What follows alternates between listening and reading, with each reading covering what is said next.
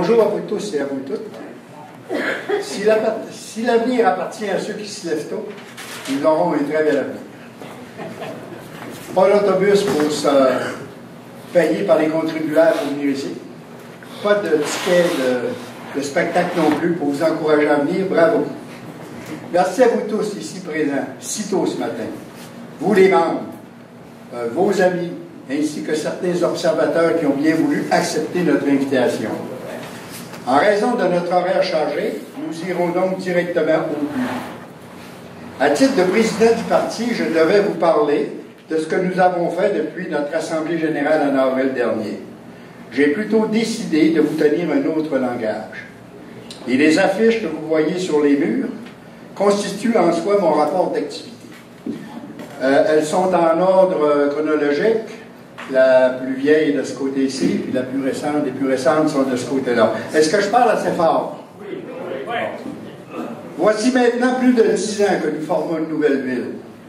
En termes démographiques, de 151 000 habitants que nous étions en 2002, nous ne sommes plus que 144 000 aujourd'hui. Et ce, malgré une anémique hausse de 1% de la population au cours des 2 dernières années. Le bilan migratoire est encore négatif et aucune projection ne permet de croire que la situation va changer au cours des 20 prochaines années. Nous pourrions nous consoler si les villes comparables à Saguenay étaient dans la même situation. Or, celle-ci enregistre des augmentations 5 à 6 fois plus élevées que la nôtre. En termes de développement économique et malgré une embellie qui se profile à l'horizon dans le secteur des scieries, j'oserais dire des 2 par 4, le constat économique est accablant lorsqu'on se compare aux autres villes et régions. Il y a unanimité à ce sujet, que ce soit chez les éditorialistes, les porte-paroles économiques et les universitaires. Seuls nos élus se tapent les bretelles et congratulent leur instrument économique qu'ils désignent de promotion Saguenay. L'économie de la région et par conséquent celle de notre ville est fragile. Encore mono-industrielle et vidée de ses plus jeunes citoyens. La relève au niveau des entreprises est difficile. La perte de contrôle de nos entreprises régionales au profit d'entreprises extérieures éloigne de nous les sièges sociaux et par conséquent les prises de décision vitales. Malgré les nouvelles technologies de l'information, les gouvernements supérieurs s'entêtent à concentrer leurs ministères et autres organismes gouvernementaux dans les grosses agglomérations. Nos ressources naturelles que sont les terres agricoles, l'eau et la forêt, et dans une moindre mesure le minerai, peinent à profiter de l'accroissement de la population mondiale. Ainsi, la mainmise croissante des banques et des holdings financiers sur nos terres agricoles est de plus en plus préoccupante. Ironie du sort, nous ne profitons guère des profits générés par les centrales hydroélectriques privées ou publiques. Dans le domaine forestier, nous devons faire appel à la mère patrie pour savoir quoi faire avec notre bois, car 175 ans d'exploitation forestière n'ont pas suffi pour que nous prenions le contrôle économique de cette ressource encore aujourd'hui dominée par des sociétés extérieures qui investissent le minimum pour un retour maximum, en somme la même manière que le font la plupart des compagnies minières. Au cours de ce long règne de 10 ans, et malgré un effort plus important au cours des 2 dernières années, la ville de Saguenay a investi de 50 à 100 millions de moins dans le renouvellement des infrastructures que les autres villes comparables au Québec. Notre ville, notre cité a perdu sa place sur l'échiquier national. Notre poids démographique s'amenuise. Qu'il suffise de constater la difficulté que nous avons à conserver nos circonscriptions électorales. Notre sentiment d'appartenance s'amenuise année après année. Nos repères disparaissent, nos toponymes disparaissent, notre patrimoine disparaît, nos sièges sociaux disparaissent. Oui, eh bien, comment expliquer un si piètre résultat? Notre ville n'assure pas son leadership régional. Toute concertation avec les autres municipalités et autres partenaires socio-économiques étant considérée par le parti politique au pouvoir comme une faiblesse et une perte de temps. Pendant ce temps, notre ville dépend du temps et notre argent en poursuites judiciaires de toutes sortes qui nous auront coûté inutilement près de 10 millions de dollars. Pensons entre autres à l'affaire BTF, à l'affaire Bertrand Girard, à l'affaire Louison Lepage, à l'affaire Jacques Fortin, à l'affaire Claude Noreau qui a passé pratiquement inaperçu, à l'affaire du théâtre du Saguenay, au dossier de la prière aux assemblées du Conseil et à toutes autres affaires qui se sont réglées hors cours.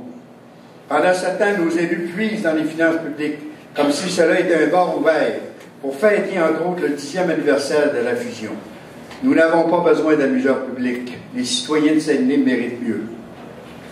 Voilà maintenant plus de 10 ans que nous élisons des représentants qui ont décidé que ce qui était bon pour nous consistait à prendre des décisions à notre place, considérant ouvertement que notre esprit de clocher nous enlève tout jugement et qu'il faut laisser les clés de la ville à des non-élus qui, sous de fausses apparences de consultation, nous garagent des projets à l'appel dont plusieurs sont mal ficelés et ne tiennent pas compte des attentes, des besoins et de la capacité de payer des contribuables que nous sommes.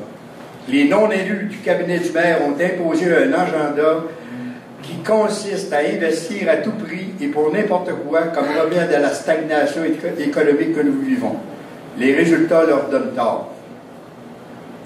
Voilà qu'après plus de 10 ans d'un tel règne, nos élus et non-élus qui les gouvernent se sentent obligés de se justifier et de s'autoproclamer les meilleurs gestionnaires, les meilleurs financiers, les meilleurs faiseurs de projets et les meilleurs tout court. Taxes les plus basses, répète-t-on, à qui mieux. Comment peut-on affirmer que nos taxes sont les plus basses alors qu'un simple coup d'œil au compte de taxes de particuliers dans des villes comparables nous prouve le contraire? Dette la plus basse, claironne-t-on à satiété. Il faut être aveugle pour ne pas constater que le parti politique sans nom au pouvoir actuellement pousse l'audace jusqu'à déguiser une partie importante de la dette en cautionnant pour plus de 40 millions des organismes qui empruntent à sa place, en pelletant par en avant un déficit accumulé d'opérations avant conciliation fiscale, tiens à préciser ce terme-là, de plus de 40 millions et en banalisant l'importance du déficit actuariel sur les fonds de pension, qui est supérieur à 125 millions, et de loin le plus important déficit actuariel pour des villes similaires au Québec. Quel motif incite les non-élus au pouvoir à vouloir continuellement se justifier par de la promotion à coups de millions auprès de ceux-là, même qui en paient la facture, si ce n'est pour justifier et protéger leur carrière? Le maire dernièrement a parlé de carrière en parlant des activités qu'il fait actuellement. Nous aurons l'occasion en 2013 de revenir plus en détail sur ces légendes urbaines. Afin que nous ne sachions pas trop qui prend réellement les décisions, ce groupe politique, qui est bien et bien un parti politique, a fabriqué un porte-parole qu'on désigne également sous le nom de maire et qui réalise tout dans cette ville. Le « je vais moi » est omniprésent dans les médias et sur le site de la ville payé par les contribuables. Le « je vais moi » ne souffre aucune contestation. Le « je vais moi » impose le silence à son entourage. Le « je vais moi » s'approprie entre autres des dossiers de ses prédécesseurs, tels les barrages hydroélectriques et la desserte ferroviaire, dossier qu'il a écarté du revers de la main au début de son règne, et quoi encore. Et voilà qu'on se réveille après 10 ans avec des carriéristes comme gouvernants. Plus de 14 ans et demi en moyenne, certains depuis 28 ans, de présence au conseil de ville. Oui, de présence, parce qu'en matière d'intervention publique, des conseillers, on repassera. Les partis politiques, tels celui de Jean Tremblay, ont fait leur temps au Québec. Il nous faut donc trouver de nouvelles solutions, trouver de nouvelles approches. La recette actuelle et ceux qui l'appliquent sont périmés, il faut tout remplacer. Diviser pour mieux régner. Voilà ce que visent ceux qui considèrent que les partis politiques n'ont pas leur place au municipal. La situation est très grave et elle justifie qu'on trouve une alternative au mode de gouvernance actuel à la ville de Saguenay. Seul un parti politique peut en arriver à changer ce système et à faire en sorte que les vrais débats se fassent à l'hôtel de ville. L'équipe du Renouveau démocratique se présentera à vous avec une nouvelle vision de gouvernance de la ville qui saura répondre à vos besoins de société et qui ne sera pas une simple et vulgaire liste d'épicerie qui ne mène nulle part. Agir autrement.